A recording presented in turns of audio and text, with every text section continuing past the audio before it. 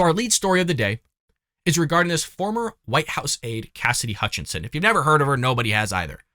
Well, she testified before the House regarding actually a bunch of things, but one of which talks about Donald Trump in the Beast, the limousine that keeps him safe.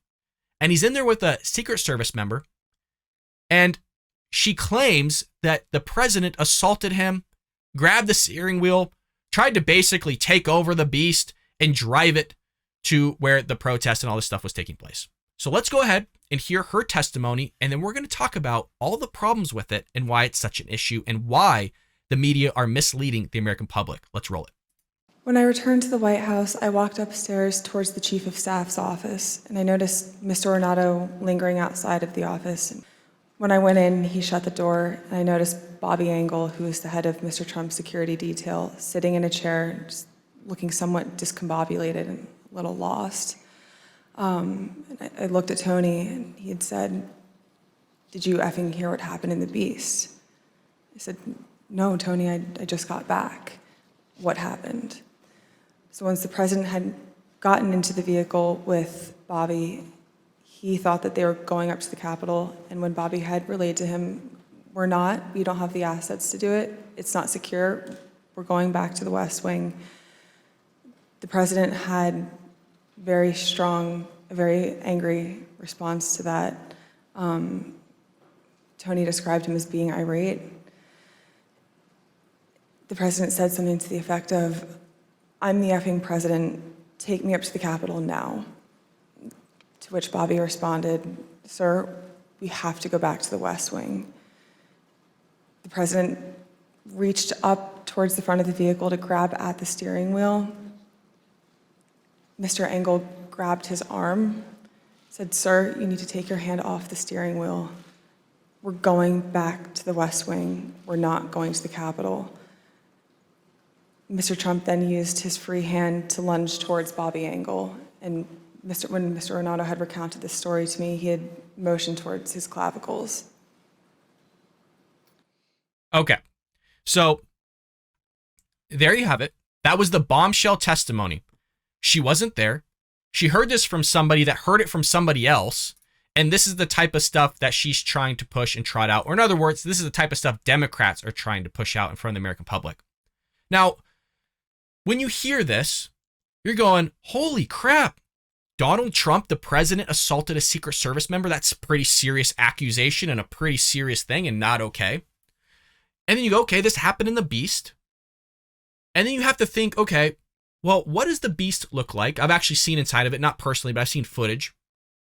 And I'm going, man, that's weird because the president is a big man. He's not just wide, but he's also very tall. And if you've seen Donald Trump do interviews in the Beast, it's hard for him to move around in there. And the Beast, between the driver and the president, there's actually a partition. The only person that has control of that window itself is the president of the United States. So I'm thinking one of two things. He's in that limo. He has to manually let down the window. His big body and freaking big stature has to somehow fit through that little window area, grab the steering wheel, and somehow grab the clavicle of the Secret Service member and do all these things. So when you think about all this, you're going, man, this sounds weird. It doesn't sound like something that could be legit. I can see the Donald Trump getting frustrated and obviously telling somebody to F off or whatever. I mean, I've seen the way he speaks in public. That wouldn't shock me if he said that behind the scenes. But if it sounds weird and it sounds odd, that's because it is. And what's funny enough, you have the Secret Service. There's a report that reveals the top Secret Service agent's story of what happened inside the car with Trump didn't actually happen. It is amazing that the Democrats continue with their charades. And it's amazing that this is the story that the media are going to run with. And rather than people doing investigation, which is what the journalists are supposed to actually be doing, but we know they're not going to, is that there's Democrats and the left and people out there in America that are just going to believe this. They see a headline and they're done. That's automatically it. Trump did something really bad and they're going to run with it. And there's nothing that you could do to change their mind. That's the problem with all this. So former President Trump's lead Secret Service agent is reportedly ready to testify that testimony given by former White House staffer on Wednesday, Cassidy Hutchinson, to the January 6th House Select Committee is false, not real, made up. Cassidy Hutchinson, a former aide to White House Chief of Staff Mark Meadows, which her role is very important because, look, she's around a lot of this conversation, a lot of talk. She's in the know, which is why she was let into hearing about what took place in, quote, the Beast. We'll have another story in a moment about her writing a note down, all this stuff taking place. So she is a, quote, valid witness, an eyewitness to what took place. But again, she heard it from somebody that heard it from somebody else, okay? And people exaggerate stories, people make things up, but I'm curious to see what the Secret Service had. So with the claim she made, you have a NBC News chief White House correspondent Peter Alexander tweeting this. A source close to the Secret Service tells me both Bobby Engel, the lead agent, and the presidential limousine/SUV driver are prepared to testify under oath that neither man was assaulted and that Mr. Trump never lunged for the steering wheel. Now, this goes into my second theory of what could have taken place.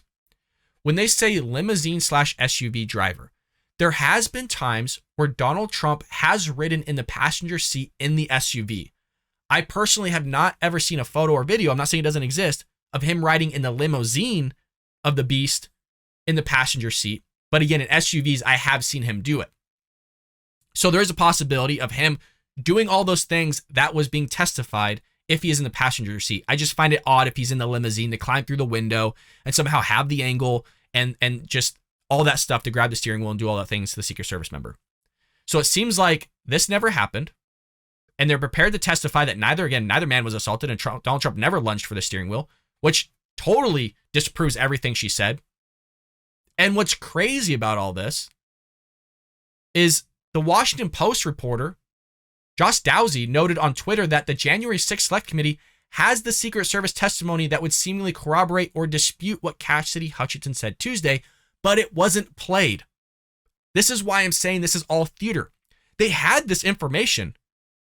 They knew what was going on, but rather than bring it up, rather than playing all this stuff that would have disputed what she said, or seemingly would dispute, right? Because he's saying we'll either corroborate or dispute, but we're now having evidence here saying that it would have been disputed, that never happened. The stuff she's saying is a lie. You think they would have played it, but no, it's theatrics because they want to go with the narrative. They hate Donald Trump so much. They hate Republicans, conservatives, the whole movement. You've seen Joy Behar, The View, Sunny, all of them coming out saying, hey, we need to get rid of the Republican Party. Don't vote Republican. We don't like Republicans. They have a narrative here that they want to push, and the media is going to do everything they can to push it, and they are. They are. Trump responded to the allegations by writing on social media, I hardly know who this person is. Right, I'm right there with you, Donald. Nobody knows who this person is. The first time we're hearing her. Cassidy Hutchinson is, other than I heard very negative things about her, a total phony and leaker. And when she requested to go with certain others on the team to Florida after my having served a full term in office, I personally turned down her request. Why did she want to go with us if she felt we were so terrible? Trump continued. I understand that she was very upset and angry that I didn't want her to go or be a member of the team. She is bad news. She is bad news. And just the way that she said clavicle, doesn't it seem like it was all kind of staged? It almost seemed like I was listening to Amber Heard during the Johnny Depp case give her testimony. It just seemed fake. I don't know what it was about it. It just seemed fake. Not a lot of emotion in the face, and maybe even emotion to make it more theatrical. But it just seems like a bunch of hocus pocus. Well, you have Jennifer Jacobs coming out from Bloomberg News saying aides had assumed Trump would fly to Mar-a-Lago when he leaves White House, but now it's definite he's heading to Florida and several aides will continue to work for him, including Nick Luna, Molly Michael, and Cassidy Hutchinson. Trump later added that he did not want or request that we make room for people with guns. To my speech, we would ever want that, not me. So there was this story that she presented as well in her testimony that Donald Trump knew that there was supporters and people that wanted to come see his speech, but they had firearms. And obviously the Secret Service is going, hell no, they ain't coming in, Donald. We're not letting them. And he said, look, I don't care that they have guns. They're not there to hurt me. They're there to watch my speech. Just go ahead and take the mags, take the bullets, and they can walk in with their guns. That's fine. And obviously the Secret Service didn't want that. And somehow this is just amazing big news, right? Somehow that part two is a bombshell. That Donald Trump just wanted supporters, regardless of guns, to come in and watch him speak. Now, in my opinion, I'm personally not okay with the president allowing people with firearms to come in and watch him speak. The reason for is we don't know who the hell these people are. You can have these crazies and nuts so say, hey, I'm a Republican conservative. I love Donald wearing MAGA and all this Trump stuff and shoot up the place. So I'm not okay with that. Secret Service wasn't okay with it, thank God. But this was the bombshell testimony. And you have the Secret Service saying it's not true, but they're going to run with it still. The media is going to run with it. They're going to bury it on like the 5th page, in like the 35th paragraph of their news reports and the news outlets. And again, it's so tiresome. It's so tiresome. So there was those two things that Cassidy Hutchinson said.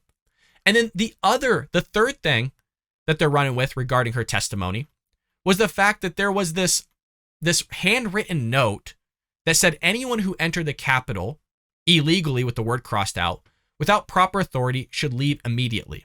Okay. And the dispute is who the hell wrote the letter?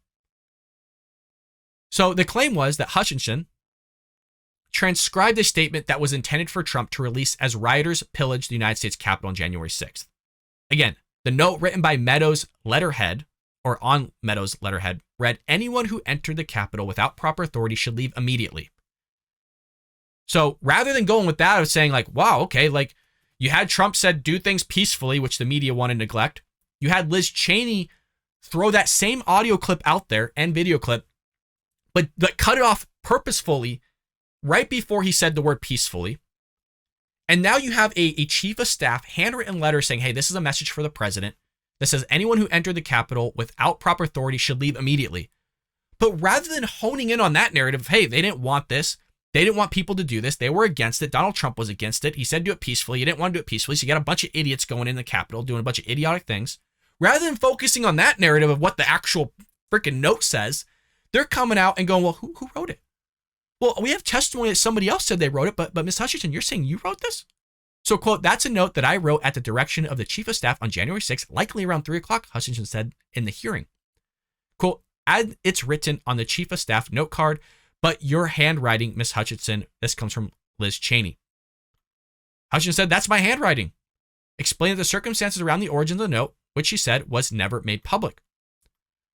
So what is Hirschman saying here? Hirschman released a statement on Tuesday claiming that he, not Hutchinson, wrote the note on the afternoon of January 6th.